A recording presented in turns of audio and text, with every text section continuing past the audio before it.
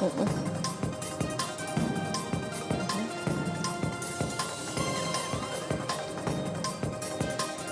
back to the broadcast. Let's now bring you some sporting news which will be of interest to rugby fans in Kenya. And in a hotly contested election, Richard Omwela has been re-elected as chairman of the Kenya Rugby Union, beating Sasha Mutai by 2 votes only. Lynn Washira was following the proceedings at the RFU grounds the whole day and now has the latest. A closely contested Kenya Rugby Union elections, of course, with the stiffest competition being between the current chairman, Richard Omwela, and Sasha Mutai, a former vice chairman of the Kenya Rugby Union. But at the end of it all, Richard Omwela is the chairman. Top on his agenda? Ideally, my focus would be to qualify for World Cup 2019. Every effort must be done. Kenya has never played at the World Cup. If I can achieve that by the time I leave, I think I will say goodbye with a smile, because it's really something that any country in the world is able to look up on, say this is an achievement. So I want to look at World Cup qualification as a priority.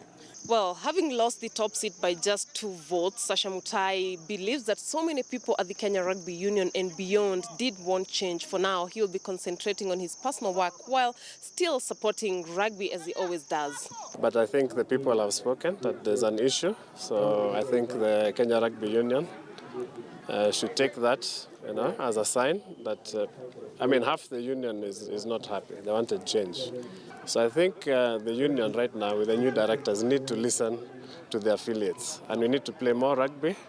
We need not be scared of numbers. We need to affiliate more clubs. Sylvia Kamau, the only woman director in the Kenya Rugby Union board, says her focus will be on women rugby. My agendas are 2. One is women's rugby and the second one is development. Those 2 are close to my heart. Women's rugby, for obvious reasons, they've been neglected. They're part of the development category. They've been neglected. The league is small. For those of you who watch the league, the ladies' league, it runs it's there every Sunday. Like we do 5 weeks in a year.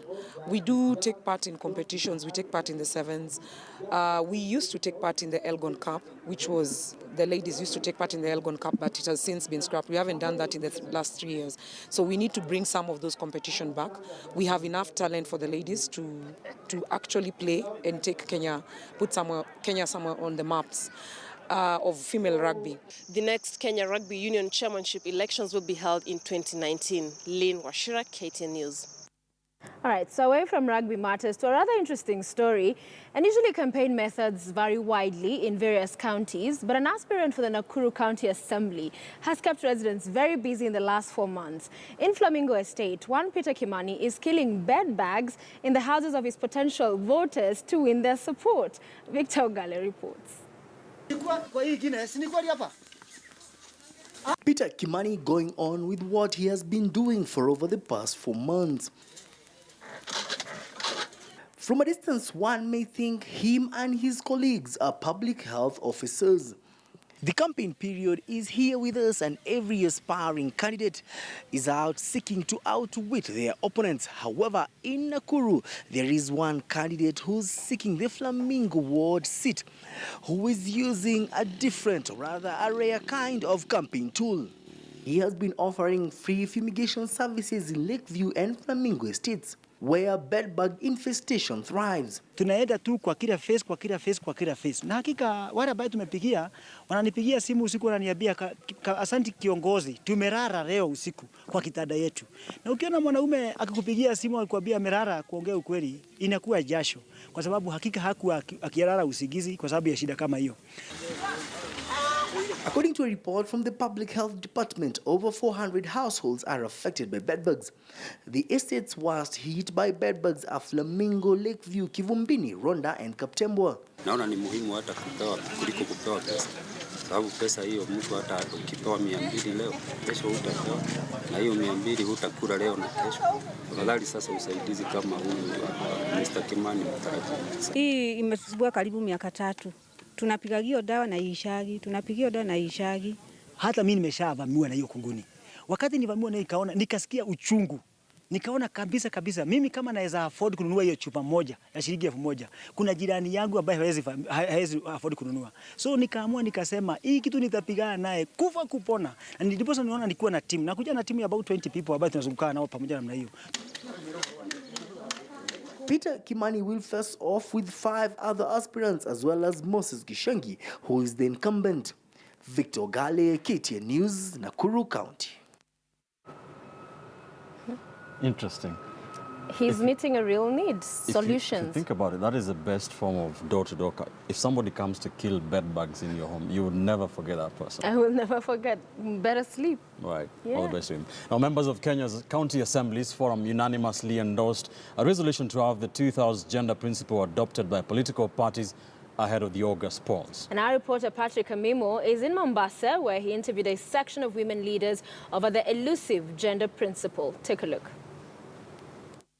At the Legislative Assembly in Mombasa, we are still looking into different topics, and today we're just trying to dissect this issue of gender principle. 5 months to the election, and there is this constitutional provision that at least we must observe the 2/3 gender rule. And joining me here at least 3 ladies from both at the national level and the county level. I have Rachel Omolo, who is also an MCA in Busia County. I have Senator Dr. Agnes Zani, and also Daisy Amdani from the NGO sector. Just maybe to start up with Rachel, just as a member of the county assembly, maybe what are some of the challenges that you face as women when it comes to being elected into political office? When we talk about development to our people, development is allocated according to the wards.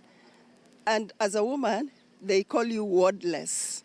So anytime you want to contribute to something, to say which ward. But we usually rally amongst ourselves and say we represent our constituents, which is women. And every time health matters, agriculture matters come on board, we are contributing towards this. So the challenge is they've not seen me physically on the ground doing the launch of the water, the health facility. I only contribute on the floor of the House. The challenge is visibility. At the Senate level, I don't know how you've addressed this matter of women visibility so that when they come to elective positions, they can also compete on level terms with men. Let me start that women saying that women, first of all, should be the most visible, because we're talking to visibility of 52% of women who are working day and night doing different things. Our visibility is in everything, everyday things that we do as leaders, because we are natural leaders. We're already doing development work in our communities. I think when it comes to the political question, it's about how you transform all these things that you're doing and saying, now, I've been doing this every day, naturally, but I want you to elect me because you know I can be able to deliver. One of the things that has been happening is that many women are being relegated to women representative seat. They're saying, you know, you go to the women's seat, you go there, women. We're saying as women, let's all do a mass movement of women to the various positions. And we know from the last election that none of the women was selected as either a senator or a governor. But we want to get to a place in devolution, and I know in this summit we're talking about a transition. We want that transition to have senators and governors as women leaders so that we can showcase. I think the day we'll get a governor who is a woman and a senator who is a woman, an elected senator who is a woman, we're going to be able to see what is going to happen. We've been able to talk on the floor of the House, we've been able to learn about legislation, we've been able to bring bills. And I'll tell you that the best bills have been brought by the women. Looking at it, Daisy, you are in the NGO sector, and we had a very big meeting at Bomas where you say, Ni Mama. What are you doing to ensure that there is more women visibility and them to get that elective positions? You know, women are newsmakers in so many different ways, but also we need the media to be our allies in ensuring that the women get visibility. The same way that you cover their male counterparts, you should also cover these women as they go about doing their activities, you know? So one of the things that we're doing with Nimama, as Dr. Zani has talked about, having a mass movement of women out there, number one, vying, but also women supporting women. Nimama is about using our innovation around the political exclusion to ensure that we address this power imbalance, whereby men have dominated the leadership scene without the voices of women being on the table. And so we are committing ourselves, number one, to ensure that we have as many women as possible vying for election. We are even looking to support those women who do not have enough money to pay nomination fees to assist them with that.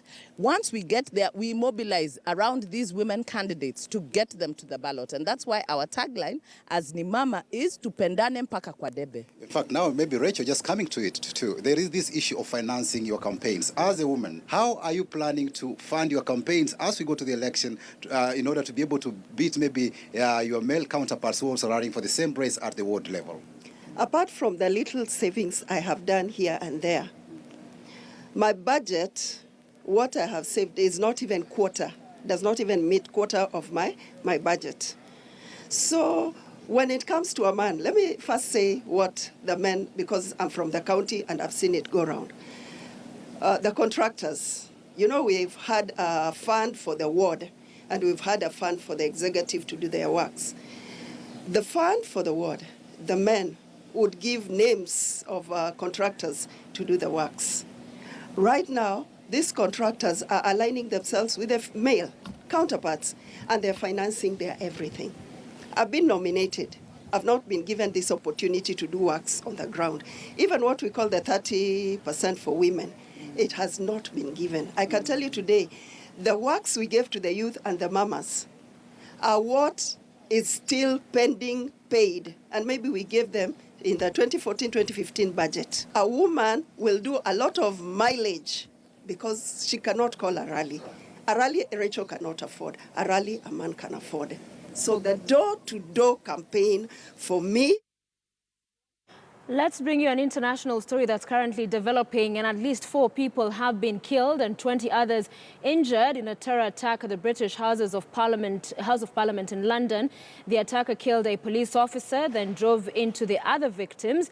The alleged assailant was shot and killed by armed police. Metropolitan Police say they are treating it as a terrorist incident and buildings are on lockdown. This attack happening right outside the Parliament buildings. That's Westminster Bridge in London. Of course, the Prime Minister was within the Parliament precincts but was quickly whisked away, and her aides confirming that she was safe.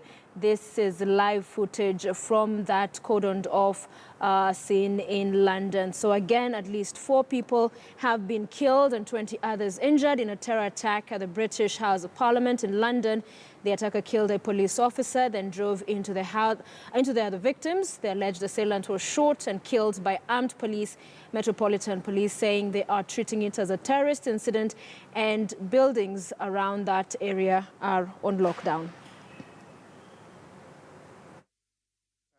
Coordinating very well with the European intelligence agencies, so we can assume they're speaking to them, but it may just have been someone acting on their own, in which case the investigation could be over more quickly than many of the people here are timing it towards at the moment.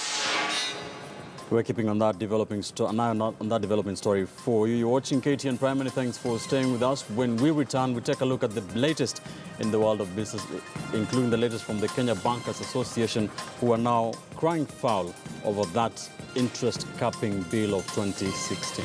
Stay with us.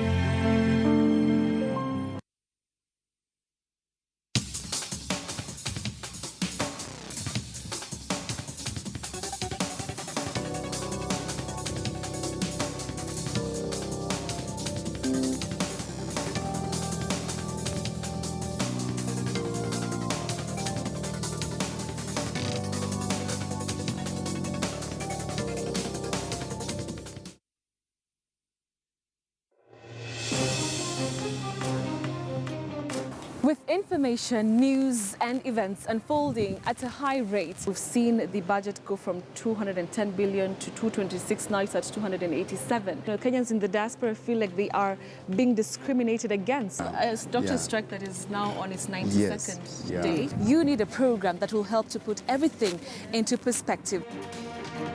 Apart from the salaries, of course, there were issues to do with the equipping of hospitals and the manpower in hospitals. The big conversation there is that governor is really asking for more money from the national governments. We bring you the top headlines and the compelling moments that grip our country. Why don't they care? Because they have locked in the tribal narrative. We election umesha register kama voter? Naam. Na mabeshto wako? Wameregister. Our unmatched coverage of reporters across the country helps us to get the real picture from the grassroots level all the way to the cities. Nothing short of 17 billion shillings to be distributed. Giving you a front seat to what is happening and why it matters. Safari hii, yule ambaye atadhubutu kutisha mwananchi. Inflation has gone haywire. The government is broke and nobody is talking about the Eurobond. Every day on KTN News, join me, Betty Kyalo, as we delve into the issues. Mbona hauko shule? Siko shule juu ya school fees, ndio nimetoka shule sahi.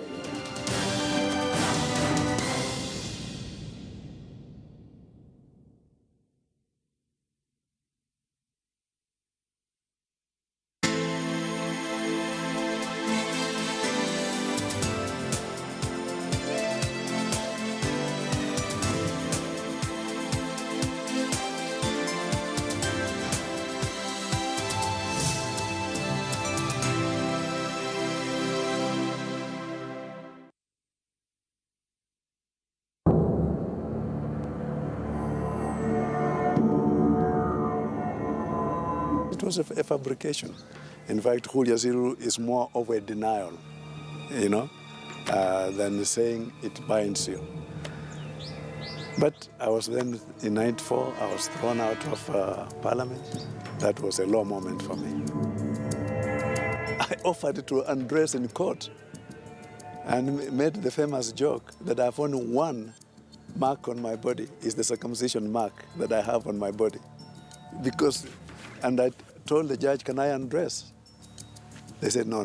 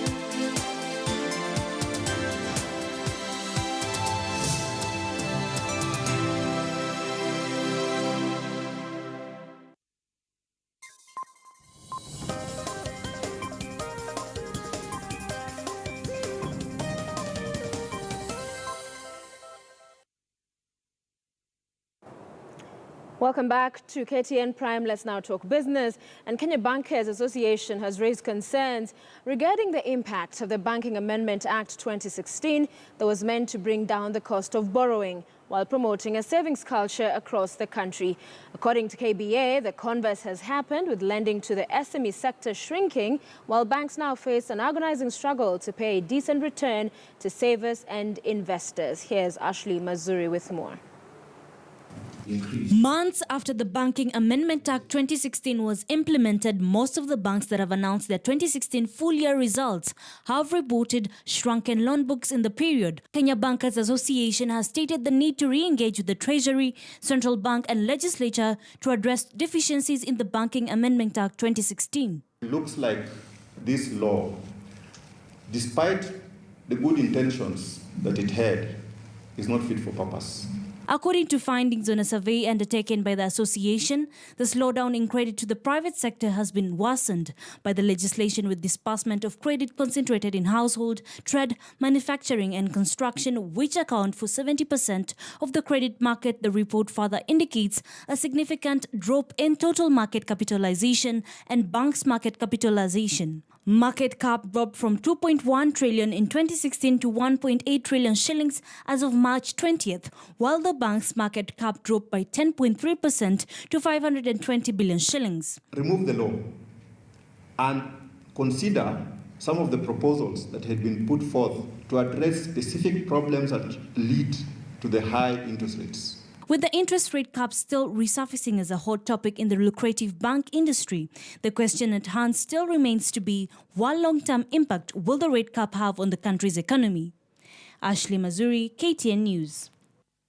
The expectations for the Galana Kulalu food security project seem to be drawing a lot of attention from across the political divide following the mixed results achieved in trying to mitigate the famine crisis that has been caused by the ravaging drought, with those against the project terming it as a white elephant project that has consumed taxpayers' money with no results.